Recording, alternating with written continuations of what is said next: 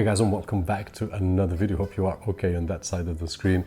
And today with the most powerful computer that I've used so far. Just to give you a small example, this guy right over here renders a 10-minute 4K timeline in 1 minute and 47 seconds. I'll give you more details, of course, in just a few moments, but it is just a beast. In terms of all the components, I will leave some links down below, but there is one component missing here, which is the newest Philips display at 1080 27 inches 160 Hz, which I've been using with this bad boy right over here, but I did have to remove it out of the frame or I wouldn't be able to put myself right over here. Now, in terms of the overall components, we have the Asus ROG Maximum Z690 Hero, which we have seen here on the channel, so link down below. The Intel i9 12900K. The GPU is the NVIDIA RTX 3070 Ti from KFA2.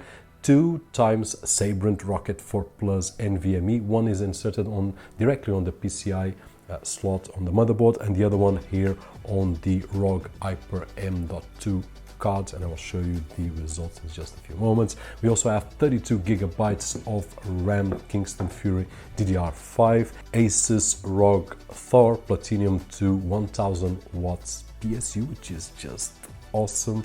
The cooler is the ROG Ryujin 2 360 and the Thermaltake Core P3, which is not a new open frame, but is still a case that I love and it looks just awesome. Actually, all components look awesome and all components are top, so don't get scared with some of them when you check out the links down below with some prices and so forth, but we are talking about a top-end machine.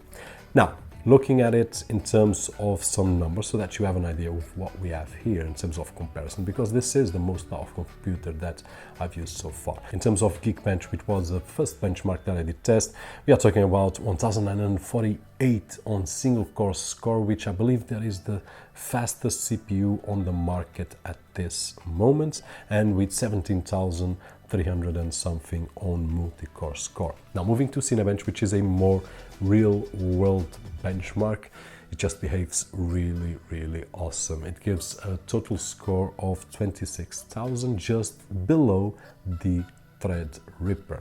To test out the motherboard and the SSDs that we have tested out in the past from Sabrent, we got roughly 7,000 megabytes per second on reads and on writes directly on the PCIe of the motherboard, and when connected to the ROG Hyper M.2 card, we got roughly between 6,000 and 6,500. So there is a small loss, but not that much, and you will not notice from 6,500 to 7,000 if it boots faster half a millisecond or something like that. We just can't notice because it's really fast speeds. Finally, I also did superposition on the RTX 3070 Ti from KFA2, which we have done in the past, but I wanted to test it out with this system and the score was just great. I did use the 1080 Extreme because I was using the Philips 1080 display, but of course we have tested this GPU in 4K and we are able to play in 4K. Actually, for this particular system, this GPU is great, but you have to be aware that if you have the budget, you can go for a 3090 Ti, which will be a beast, will be a monster of a computer. Of course, much more expensive, but the system will handle it really well. The 3070 Ti is a more balanced and budget-oriented GPU, which will give us a great experience, including some games at 4K.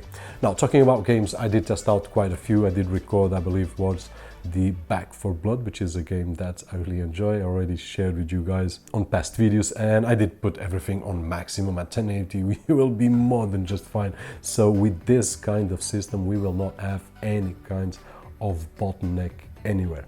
And more interesting, in my opinion, because that's what I do on a daily basis, to test out especially the CPU right over here, and of course with the GPU handling some of the work what I can see is that when we start rendering a project, and I did test it out with a 4K video similar to this one that I'm recording right now, but what I did was I put the two layers. One is the A roll and the second one is the B roll. Usually the B roll has cuts, but I did leave it complete so that it was a bit heavier. And what we got right over there is that when it starts to render, it will take almost all of the CPU. It will be roughly 80 to 90%, and it will render in 1 minute and 47 seconds, which is just crazy. Now, comparing this with my Intel i7 11700K, sorry, not a K version, just 11700, what we will get right over there is 2 minutes and 52 seconds, which is almost the double. And if you ask me, okay, Robert, but if you just do those kind of videos, will this be significant? Can't you wait 1 more minute? We can, but with this example, we just need to know that it will add up with effects, with transitions, and so on and so forth. So if you get a longer video with more effects, probably you end up with 10 minutes right over here in terms of rendering, and on the 11700 we will end up with more than double. One of the things that I also noticed is that the 11700 is with the CPUs, all the cores on maximum, while the 12900K is roughly on 80 to 90. So we still have room to push it more if we add effects and so on and so forth, while not increasing the time of rendering. And this is just an awesome experience. Now, basically, this is it. This is the most powerful system that I've used so far. Hope that you guys enjoyed the video, and if you did so, don't forget that usual thumbs up right over there, which is really appreciated on this side of the screen. My name is Roberto, and as always, I'll see you guys on the next one.